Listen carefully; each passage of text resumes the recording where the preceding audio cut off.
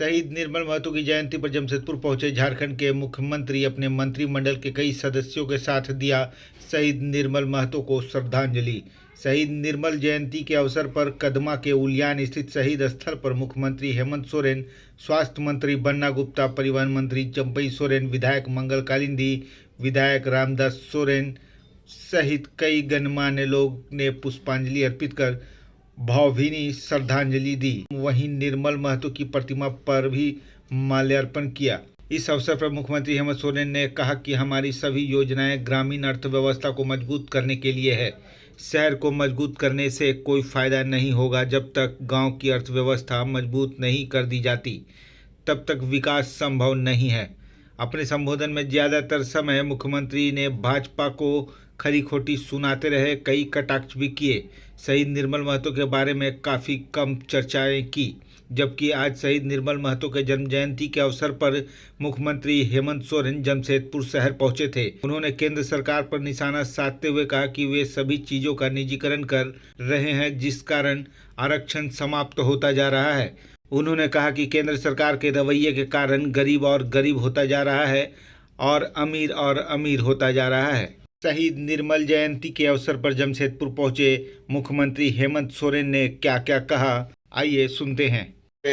आज इस जयंती दिवस पर उपस्थित विभिन्न गांव मोहल्ले से आए हुए आप सभी हमारे ग्रामीणों, किसान भाइयों, माताएं बहनें, नौजवान साथी, बड़े बुजुर्ग, आप सभी का आज के इस अवसर पर यहाँ उपस्थिति के लिए बहुत बहुत आभार प्रकट करते हुए अपनी ओर से जोहार करता हूँ। आज का दिन हम सबों के लिए गौरवपूर्ण ऐतिहासिक दिन रहा है। चंपैदा ने पहले ही बताया कि हम लोग 2 दिन है जहां अवश्य रूप से यहाँ उपस्थित होते हैं, एक शहीद दिवस पर, एक जयंती दिवस पर। एक ऐसे महापुरुष को याद करने के लिए हम लोग एकत्रित होते हैं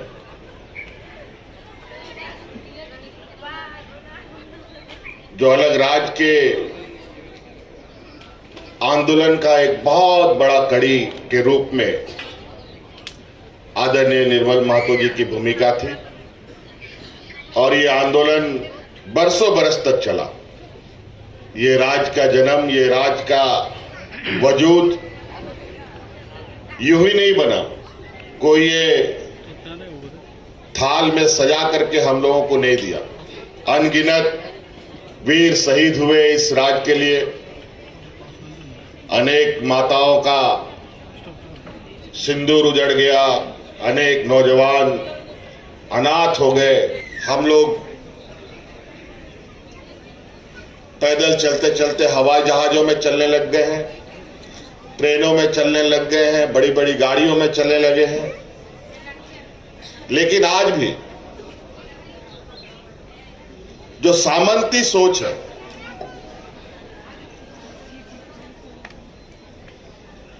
और जो शोषक वर्ग है, जिसके खिलाफ हमारे पूर्वजों ने,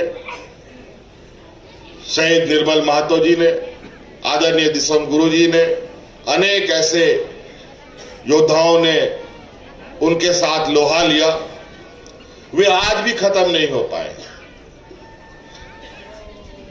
उन लोगों ने अपना, आज के दौर में उन लोगों ने भी अपना रंग रूप बदलकर अलग अलग तरीके से मजदूर, किसान, आदिवासी, दलित,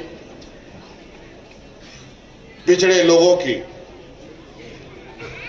शोषण में अलग अलग तौर तरीके अपनाने लगे। कई उदाहरण आपको सामने मिलेंगे। आप याद कीजिए और थोड़ा सोचिए कि आज किस तरीके से हमारे गरीबों के हक अधिकार को लूटा जा रहा है, छीना जा रहा है, और इनका शोषण करने के लिए क्या नए नए षड्यंत्र बनाए जा रहे हैं। कुछ बातों को तो हमारे पूर्व वक्ताओं ने आपको मंच के माध्यम से बताया ही कि झारखंड में जो कुछ गतिविधियां चल रही हैं, आज जो हमारे विपक्ष के लोग हैं वो लोग किस तरीके से यहाँ के गरीब आदिवासी मूलवासियों के हक अधिकार को समाप्त करने में लगे हैं।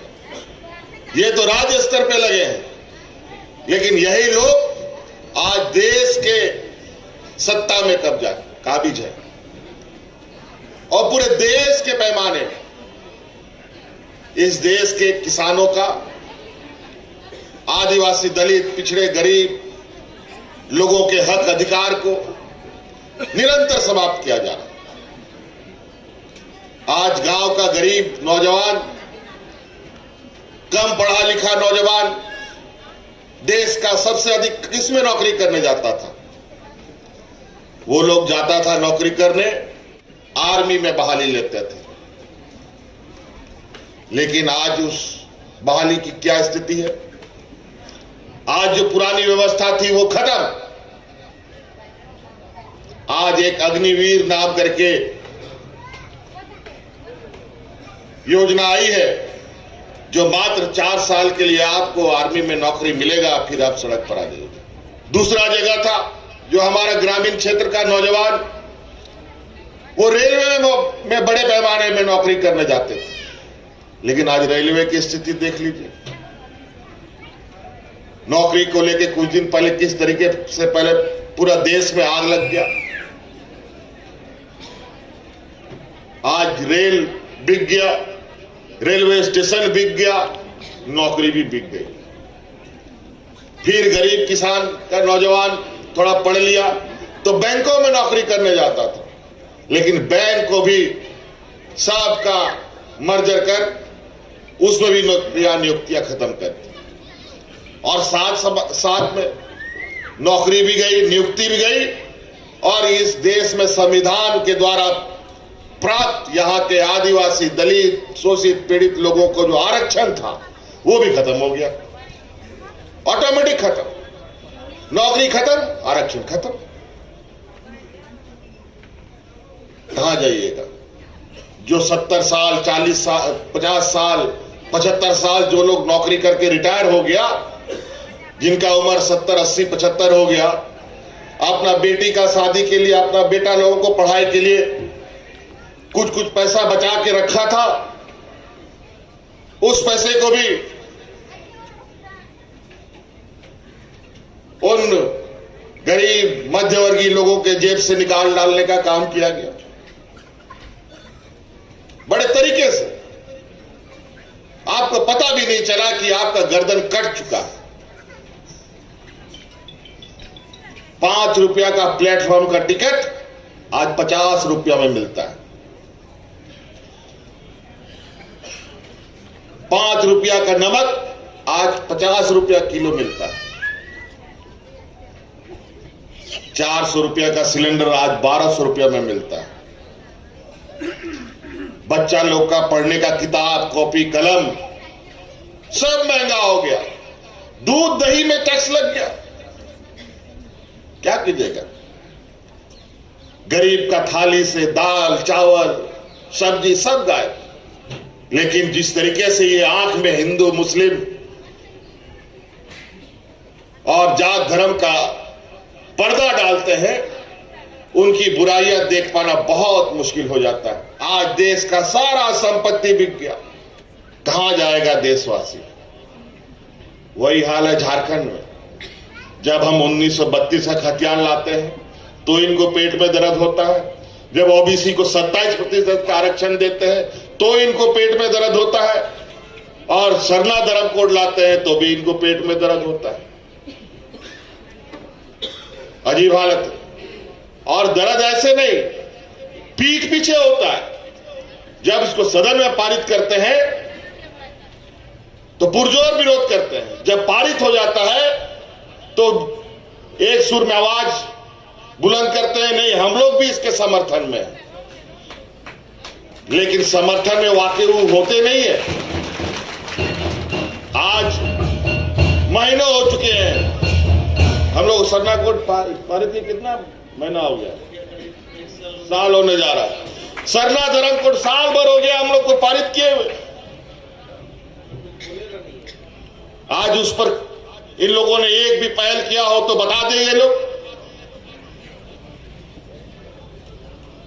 अभी जब हम इस राज्य के सामान्य वर्ग के नौजवान के हक अधिकार को संरक्षित करना चाहते हैं, यहां का आदिवासी, दलित, पिछड़ा, इन लोग तो अपने रिजर्वेशन से किसी तरह से सुरक्षित तरीके से अपनी नियुक्ति पा सकता है, लेकिन सामान्य वर्ग का एक ऐसा दरवाजा है जिसके माध्यम से यहां के सामान्य वर्ग को पीछे करके बाहर के लोग घुसते हैं यहां पर।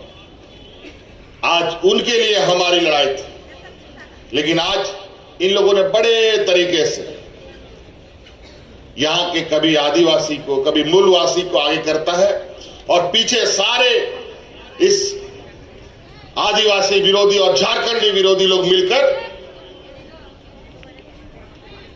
हमारी योजनाओं को विफल कर देते हैं। लोगों ने 20 सालों तक हमारे राज्य के बूढ़े बुजुर्गों को पेंशन के लिए दर बदर भटकाया, लेकिन उनको पेंशन देने का कभी इन लोगों ने ना सोच रखी ना नियत रखा।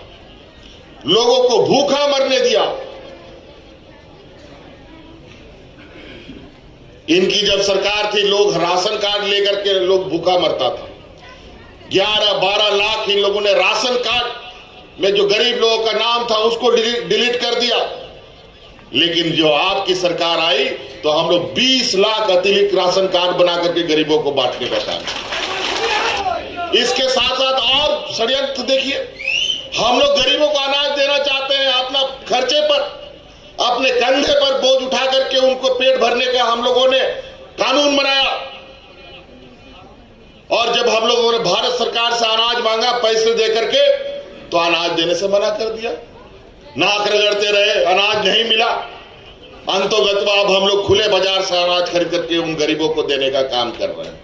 और इतने उल्टे सीधे काम कर दिए, इतने मकर जाल बुन दिए, इतने उलझन, इतनी समस्याएं और इतनी गंदगी छोड़ करके ये गए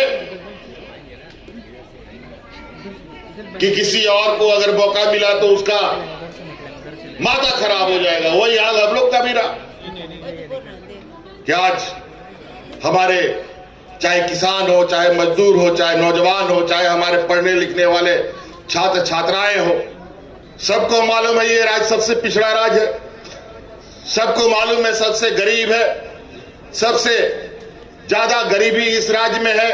किसान मजदूर तबके का लोग यहां पर रहता है, लेकिन ना उसको खाने के लिए अनाज दिया, ना जीने का कोई माध्यम उनको दिया, बल्कि जो रहा था वो भी निकाल करके अपना जेब भरने का काम किया। आज हर वर्ग का, हर तबके के लोगों का बड़ी तेजी से काम हो रहा है, लेकिन ये लोग बड़ी तेजी से टांग भी खींचने का काम करते हैं। आज राज्य की बदहाली से उबारने के लिए हम लोग रोज नए नए काम कर रहे हैं, और राज्य के अंदर की जो हमारे पास संसाधन हैं, उन संसाधनों को बेहतर प्रबंधन करने का प्रयास है। और आज इसी क्रम में जब हमने देखा राज्य को, तो इन लोगों ने खोखला कर दिया। राज्य आगे बढ़ेगा कैसे? जब कागज पत्तर पलट पलट के हम लोगों ने देखा, तब पता चला कि 1,36,000 करोड़ रुपया का बकाया। तो एक कोयला मंत्रालय में फिर शुरू हुआ वार्ता, फिर इतना नहीं, उतना नहीं, इतना देंगे करते करते बात आगे बढ़ी। जब धीरे धीरे ये बोझ उनके ऊपर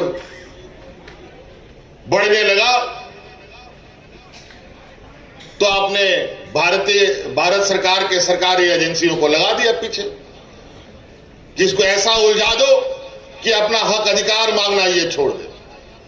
लेकिन चिंता मत कीजिए, अगर मैं आज इस मंच से इतनी ताकत के साथ बोलता हूं तो ऐसे नहीं बोलता हूं। ये लोग नहीं तो चबा जाए किसी दिन हमको, ये लोग डकार भी नहीं मारेगा, इतना बड़ा बड़ा पेट है इन लोग का।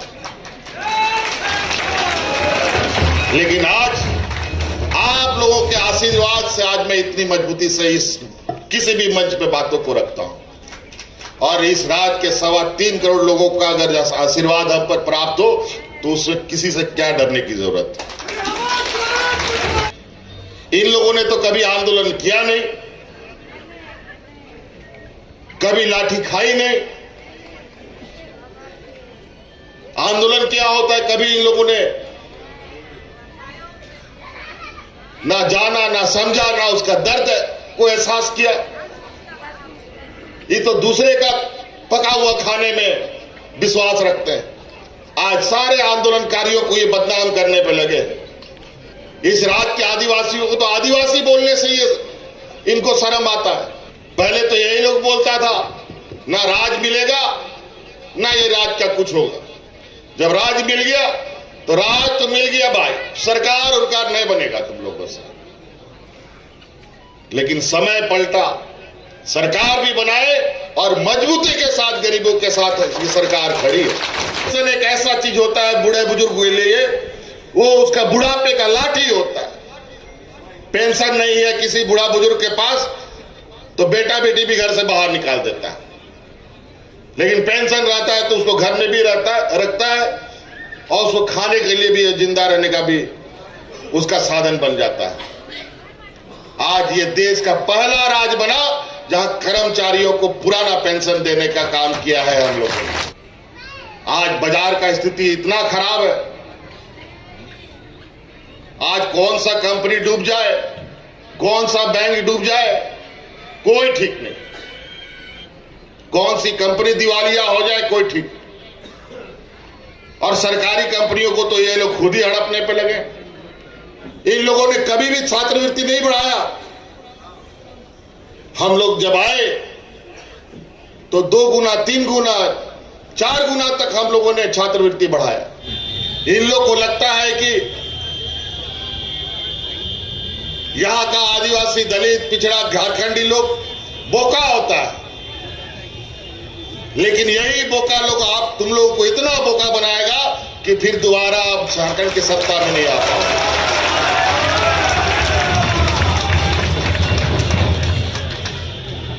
वो कहावत है ना, 100 सुनार का 1 लोहार का।